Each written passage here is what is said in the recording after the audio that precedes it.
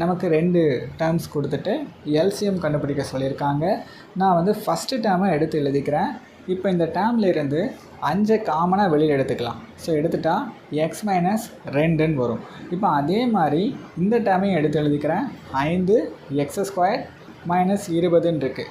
So இதில் இருந்தும் 5 காமனாக வெளியில் எடுத்துருவோம். எடுத்துட்டா எக்ஸ் ஸ்கொயர் மைனஸ் 4ன்னு வரும்.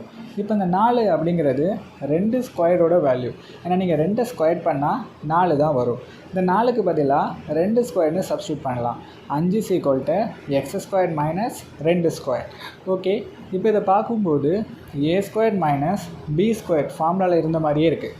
என்ன, ஏ இருக்க இடத்துல எக்ஸும் பி இருக்க இடத்துல 2ம் இருக்குது. ஸோ இது எப்படி விரிச்சு எழுதிக்கலாம்? இந்த ஃபார்முலாவை ஏ ப்ளஸ் பி ஏ மைனஸ் பின்னு எழுதிக்கலாம். இப்போ அதே மாதிரி இந்த டேர்மையும் என்ன பண்ண போகிறோம்? நம்ம விரிச்சு எழுதிக்க போகிறோம். வேறு ஒன்றும் கிடையாது. நீங்கள் என்ன பண்ணீங்க, எக்ஸ் இருக்க இடத்துல ஏ இருக்குதுன்னு சொன்னீங்க இல்லையா? அப்போ ஏக்கு பதிலாக எக்ஸ் போட்டுருங்க. எக்ஸ் ப்ளஸ் பிக்கு பதிலாக என்ன பண்ணணும்? 2 போட்டுடணும். 2. அப்போ எக்ஸ் ப்ளஸ் 2 எக்ஸ் மைனஸ் 2ன்னு வரும். ஓகேவா? இப்போ இந்த டேர்மை நான் விரிச்சு எழுதிக்கிட்டேன். நான் எனக்கு கொடுத்துருக்க 2 டேர்மையுமே எனக்கு தேவையான மாதிரி மாற்றி எழுதிக்கிட்டேன். இப்போ இந்த 2 டேர்முக்குமே எல்சிஎம் கண்டுபிடிக்க போகிறேன். ஃபஸ்ட்டு இந்த 2 டேர்மில் எது பொதுவாக இருக்குதுன்னு பாருங்கள். எக்ஸ் மைனஸ் 2 டேர்ம்லையுமே இருக்குது. அப்போது அதை காமனாக எடுத்து எழுதிக்கிங்க.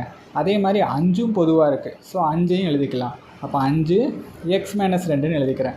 பேலன்ஸ் இருக்க டேர்மெல்லாம் சேர்த்து எழுதிக்க வேண்டியதான். பொதுவாக 2 டேர்ம் இருந்தால் அதுக்கு ஒரு டேர்ம் எழுதணும்.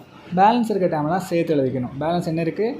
எக்ஸ் ப்ளஸ் 2 இருக்குது. ஸோ அதை சேர்த்து எழுதிக்கிட்டேன். அப்போ இந்த 2 டேர்மோட எல்சிஎம் வேல்யூ இதுதான் ஆன்சர்.